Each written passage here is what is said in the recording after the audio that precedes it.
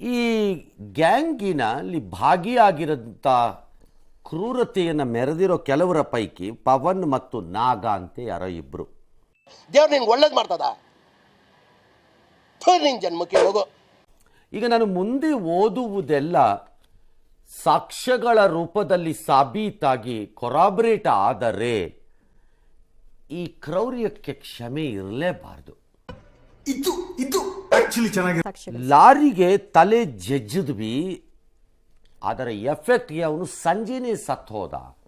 ಈ ಕಣ್ಣಲ್ಲಿ ಇನ್ನೀ ಏನೇನು ನೋಡ್ಬೇಕೋ ಕಾಣ. ಇಟ್ ಲುಕ್ಸ್ ಲೈಕ್ ಅದೊಂಥರ ಒಳಗಡೆ ಇರೋ ಆ ಕ್ರೌರ್ಯ ಎಲ್ಲ ಯಾರೋ ಒಬ್ಬ ಬಡಪಾಯಿ ಮೇಲೆ ತೀರ್ಸಕ್ಕೆ ಸುಲಭವಾಗಿ ತೋರಿಸ್ಕೊಂಡಿದ್ದಾರೆ ಅಂತ.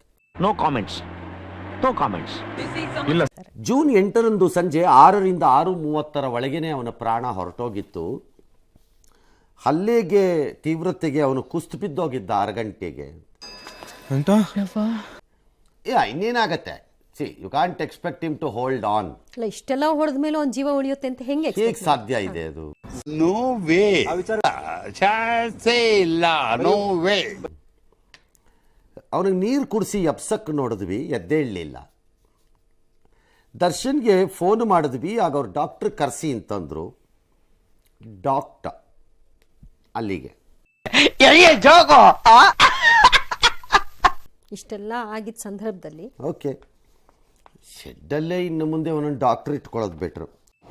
ಬರೀ ಇಂಥದೆಯ. ಚಿತ್ರದುರ್ಗದಿಂದ ಬಂದಿದ್ದ Ravi, that is the car driver, ಅವನಿಗೆ ಹೆಣಾನ ಬಿಸಾಕ್ಬಿಡು ಅಂತ ಹೇಳಿದ್ವಿ.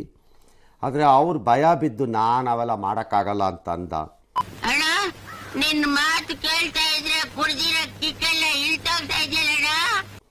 ಅಷ್ಟೊತ್ತಿಗೆ ವಿನಯ್ ಮತ್ತು ಪ್ರದೋಷ್ ಅನ್ನೋರು ಒಂದು ಸ್ವಲ್ಪ ಹೊರಗೆ ಹೋಗಿ ಬಂದರು.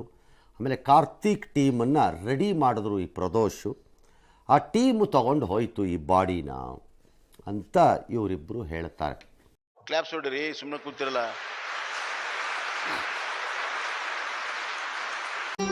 ಮತ್ತೆ ಭೇಟಿಯಾಗೋಣ. ನಮಸ್ಕಾರ. ಇದು ಮನಸ್ಸಿಗೆ ನಾಲ್ಗೆಗೆ ಮಧ್ಯ ಇರೋ ಫಿಲ್ಟರ್ ತೆಗೆದಾಕ್ಬಿಡುತ್ತೆ, ಒಳಗಿರೋದೆಲ್ಲ ಹೊರಗೆ ಬರುತ್ತೆ. ನನ್ನ ಪ್ರಕಾರ ಇದೇ ಗಾಡ್ ದೇವ್ರೇ.